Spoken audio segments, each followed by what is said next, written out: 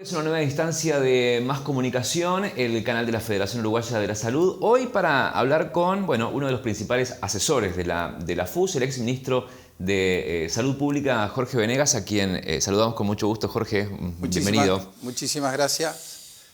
Para mí también es un placer y un honor poder conversar, dialogar, intercambiar con los compañeros trabajadores de la Federación, todos, en todo el país, porque los temas de la salud que saben los trabajadores afiliados a la Federación están no solamente en la primera línea, sino están en el día a día.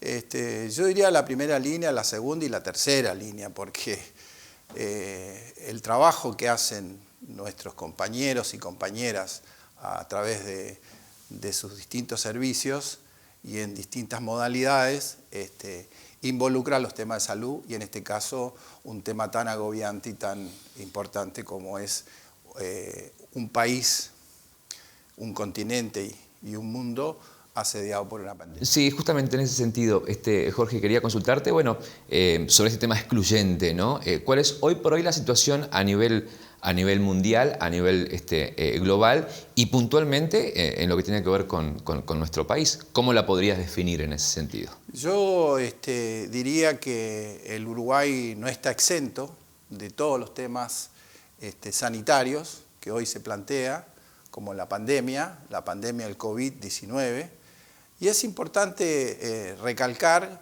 que no es la única pandemia. La primera pandemia, que existe y que está presente en nuestro mundo es el hambre.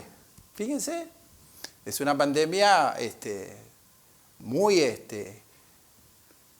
silenciada, diríamos. Solamente los organismos internacionales, inclusive nuestro propio país, no alude muchas veces al tema del hambre. Pero bueno, este es otro tema que podemos charlar. Sí, sin duda, más adelante. Sí. Como segundo término, ha sido muy sorpresivo para algunos y no sorpresivo para muchos expertos en el tema. Y voy a hacer referencia a un estudio, a una investigación que el Banco Mundial y la Organización Mundial de la Salud, la OMS, realizó en noviembre del 2019. El título de la información fue "El mundo está en peligro". Y se refirió a este tema tomando como referencia a 74 investigadores a nivel mundial, donde hicieron un raconto, donde hicieron una investigación en el año desde el 2011 al 2018, donde pusieron en evidencia que los temas de epidemias, brotes epidémicos o pandemias en ciertos continentes venían trascendiendo o venían presentándose, mejor dicho, a través del tiempo.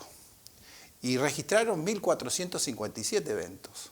Voy a nombrar algunos más conocidos en la prensa o en los medios de comunicación: el ébola, el H1N1, la fiebre amarilla, etcétera, etcétera. O sea, no es una situación novedosa. Sí es novedosa y sí es alarmante porque toca a todo el mundo globalizado. Hoy cumplimos 7 meses y un día de nuestra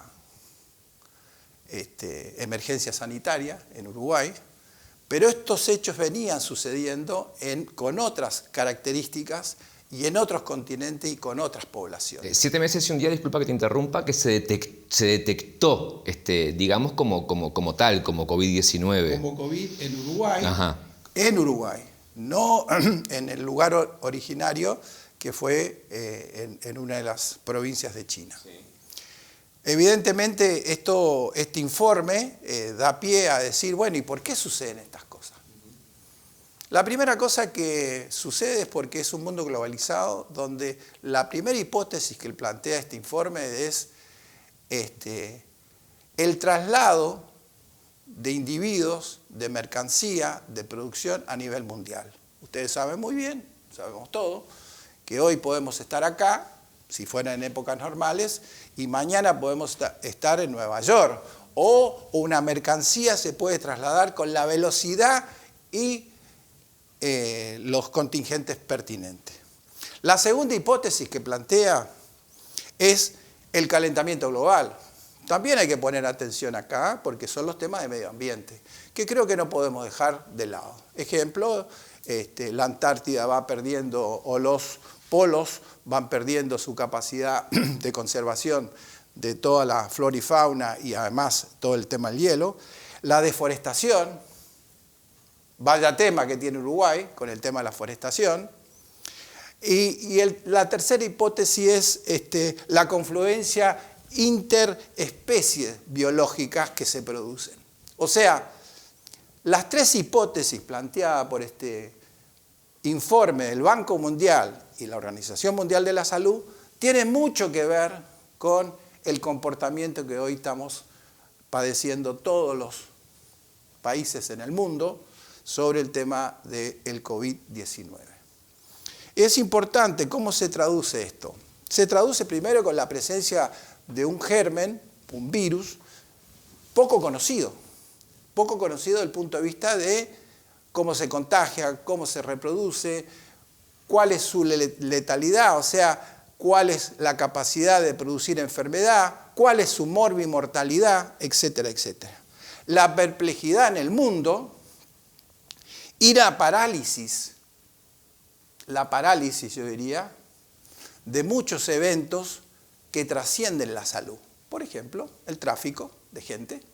Segundo, lo conocemos, el tráfico por aviones, el tráfico de puertos, el tráfico de personas, el tráfico de insumos. La producción, no hay país en el mundo que no sea afectado. Y el desborde sanitario. El COVID-19 a nivel mundial puso en tela de juicio todas las políticas públicas. Fíjense lo que le estoy diciendo.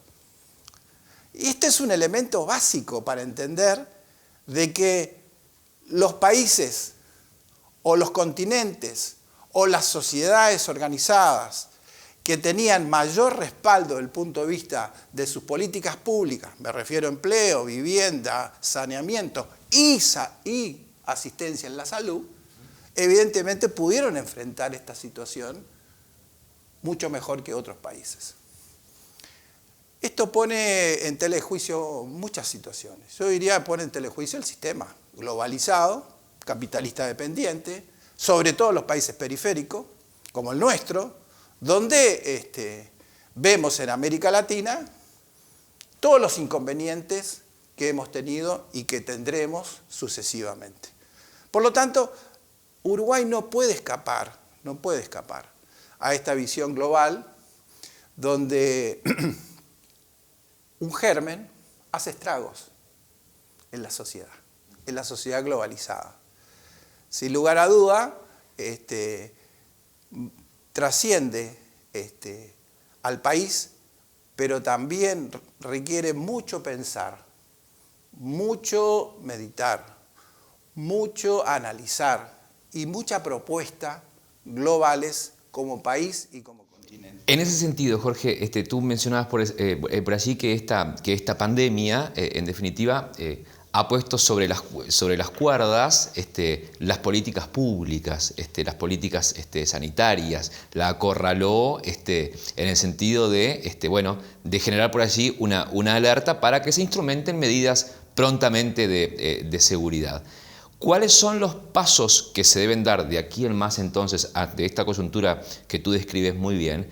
Y por el otro lado, ¿cuál es la tarea de los funcionarios que están ya no en la primera línea para poder justamente contribuir en esta lucha sanitaria? Correcto, yo creo que esa es la gran interrogante que tenemos y sobre todo Uruguay no escapa a eso. Yo diría que la pandemia afecta a todos. El tema es que no afecta a todos por igual. Ese es un tema que creo que es importante. ¿Por qué digo esto? Porque puso en tela de juicio y pone en tela de juicio día a día de que no es igual un país que ha construido durante más de 15 años un Sistema Nacional Integrado de Salud.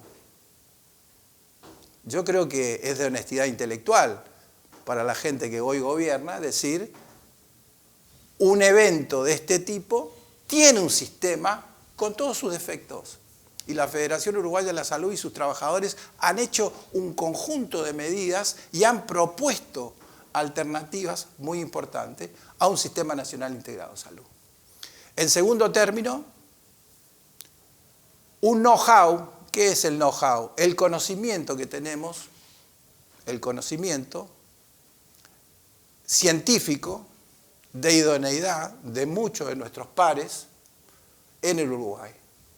O sea, la academia también y los científicos pusieron arriba de la mesa, ante esta situación, un tema como cómo brindar soporte, análisis y soluciones al tema de una pandemia como el COVID-19.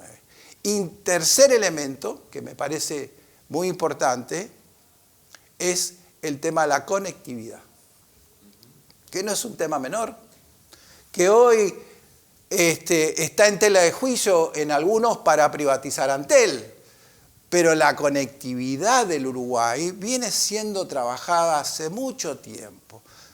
La banda ancha, el propio trabajador con su celular, el programa de los niños y la internet, son elementos básicos en el cual nos puede permitir y nos permitirá salir adelante en una situación tan importante como la pandemia de COVID. O sea, esos tres elementos no pueden dejarse de desconocer, que fueron no fruto solamente de iluminados, fue fruto de un trabajo colectivo durante muchos años.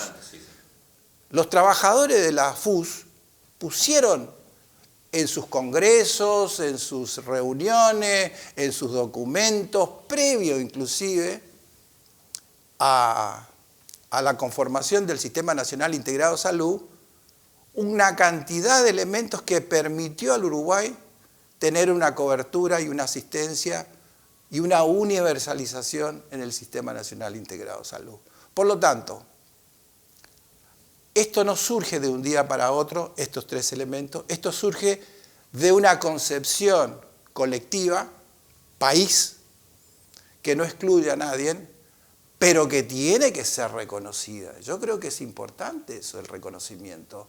Por lo tanto, no es una coyuntura de decir, yo aplaudo al trabajador de la salud. No, yo lo aplaudo, lo cuido y le doy la remuneración que corresponde de acuerdo al trabajo que está haciendo. O sea, miremos alrededor. Las dificultades que tienen nuestros países vecinos sin sistema nacional de salud. Miremos el país continente, Brasil, es uno de los que se lleva lamentablemente las muertes más amplias en todo el mundo, segundo después de Estados Unidos. ¿Y qué le falta? Un sistema integrado de salud. El Sistema Único de Salud, llamado SUS en Brasil, por ejemplo, fue diezmado. La conectividad es para algunos, no para todos.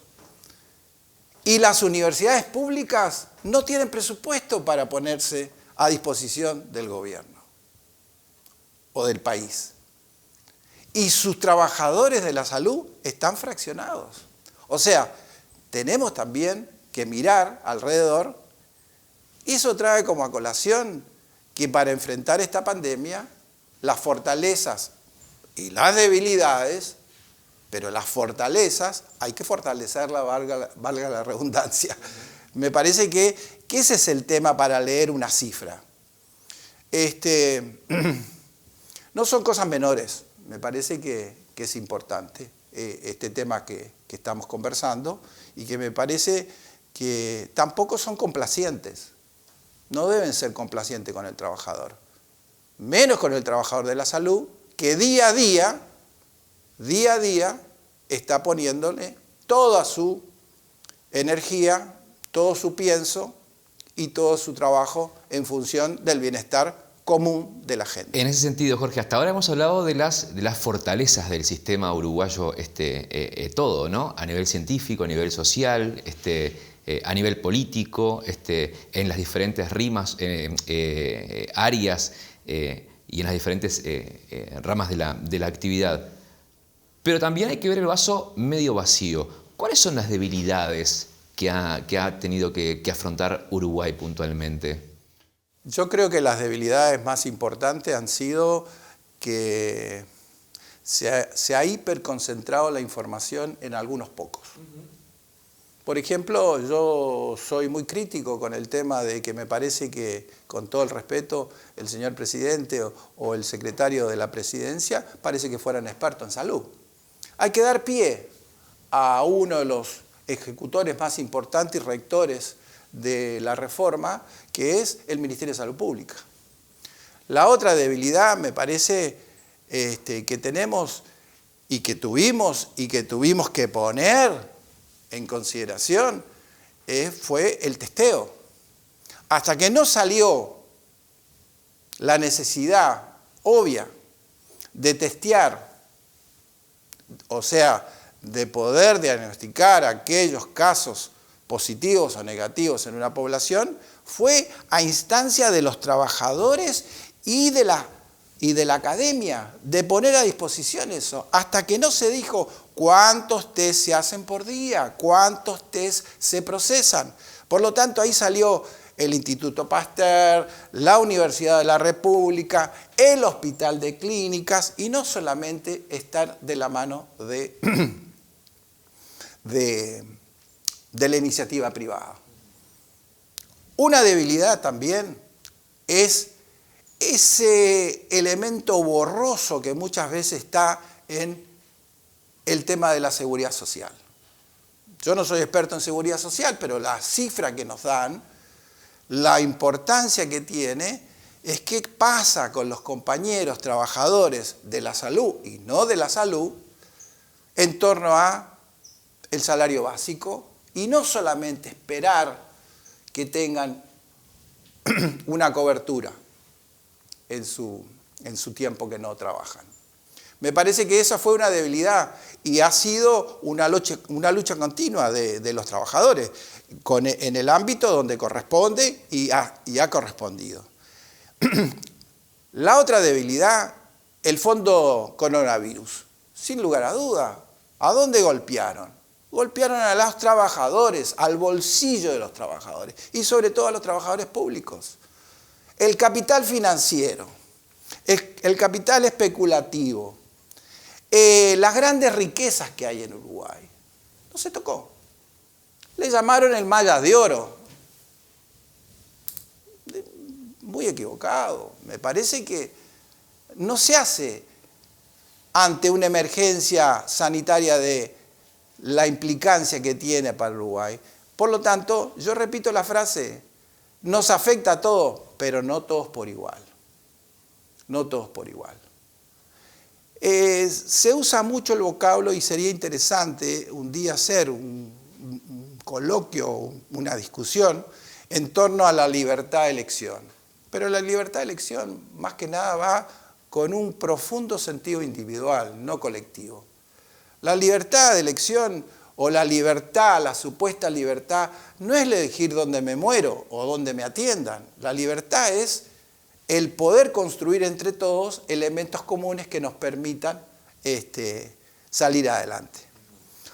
Otra debilidad que me parece muy, muy importante, el no reconocimiento al otro. Me parece que hay un discurso unilateral que muchas veces no se escucha. Se dice que se escucha, se dice que se es democrático, se dice que es transparente, pero que no es transparente. Otra debilidad que me parece en el futuro va a ser muy importante, no es solamente la compra de vacunas, sino nuestra dependencia tecnológica y de conocimiento. Tenemos un atraso y por eso somos países del tercer mundo subdesarrollados. El know-how no aplicado inclusive la no elaboración de la academia propiamente tal, nos puede llevar a la dependencia aún más en este tema. Por último, Jorge, por último en esta oportunidad, a cuenta de que tengamos otras charlas a través de esta misma vía de comunicación con todos los trabajadores, por allí tú nos has comentado que el COVID-19, en definitiva, es un virus que muta, que rota, ¿no? ¿Cuáles son las advertencias, teniendo en cuenta este elemento no menor, que se pueden hacer desde un punto de vista, si se quiere, epidemiológico o hasta cultural, ¿no? En materia de prevención, por ejemplo? Correcto. Yo creo que la gran esperanza de la sociedad, que yo diría, según algunos argumentos muy sólidos de instituciones como Naciones Unidas, OMS, CEPAL, la crisis va a ser larga. Va a ser larga. Que tiene ribetes no solamente en el campo de la morbimortalidad, o sea, en la enfermedad y la muerte. En este caso no vamos a analizar hoy cómo se está dando en Uruguay los brotes, pero se prestaría para otra charla. Es la compra de la vacuna y segundo, la forma en la cual el Uruguay espera. Me parece que estar en la fila, bienvenido, hay que estar en la fila, pero esto va a ser un tema álgido y va a ser un tema que va a trascender al Uruguay, donde las transnacionales del medicamento van a jugar su papel. No hay que olvidarse que después de la industria armamentista, la industria farmacéutica, la industria del medicamento, es la más fuerte en el mundo.